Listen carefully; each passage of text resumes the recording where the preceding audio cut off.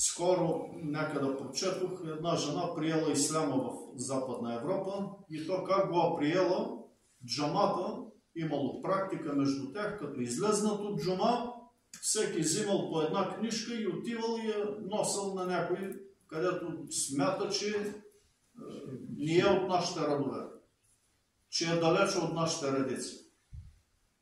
Си го вкарали това нещо като практика 5-6 човека от джамата, не целият джамат, тъй като това е да бъдеш такъв призоваващ, това е дарба до някъде. И не всеки може да го направи. Не, че са пасивни тия хора. То трябва отвътре да ти идва. То трябва да бъдеш отдаден. То трябва да бъдеш пример. Трябва да бъдеш от онези, които, когато отидеш при някой да го плениш този човек. А това е мисията на джамата. И когато тия 5-6 човека го правили това всяка джума, една джума валяло дъжд много. Било студено, да, но най-младият от тази групичка казва, не сме приели. Това е принцип. Дъжд не дъжд, аз ще отида, това, което съм взел, ще го раздам. Носил една книжка.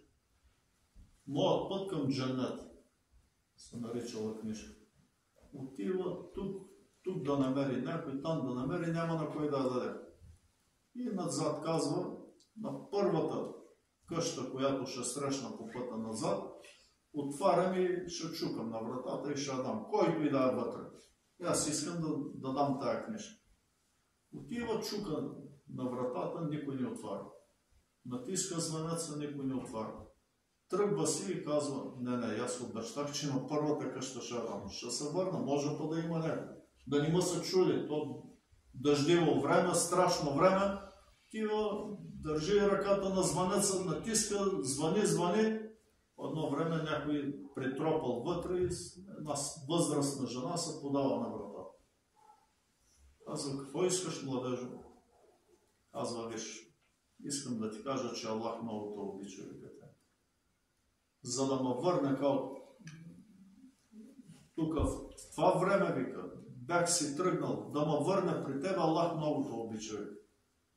И казва, искам да ти подаря и тази книжка, прочете. Ако имаш време, прочете. Тази жена гледа, не е мюсюлманка. Каква е тази книжка? Това ти е пътя към джанната, вика. Тази жена взима книжката, то се тръгва, казва, алхамдулилlah, свърших си днес работата. На другия петък кланят джума и мама казва някакви въпроси. Имате ли тук, уважаеми брата и сестри? Някаква жена отгоре при жените казва, аз имам един въпрос. И казва, как мога да стана мюсюлманка, вика.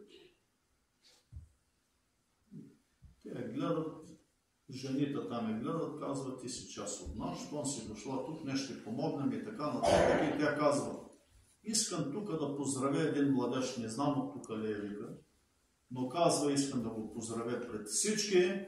Казва, моят съпруг почина преди няколко дни. Аз нямам деца, нямам дъщери. Бях решила да се обесери и бях приготвила, вика, въжето си в къщата. И казва, тъй като съм самотна и не мога да издържам самичка, вика, бях решила да се обеся.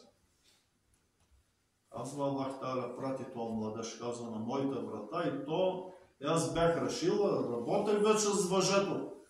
Но това момче, вика, ме прекъсна, вика, и реших да му отворя преди да свърша тази глупост. И казва, отваряйки, казва, виждайки това ведро лице от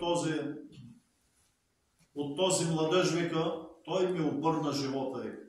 И днеска искам да стана част от мюсюлманите, вика.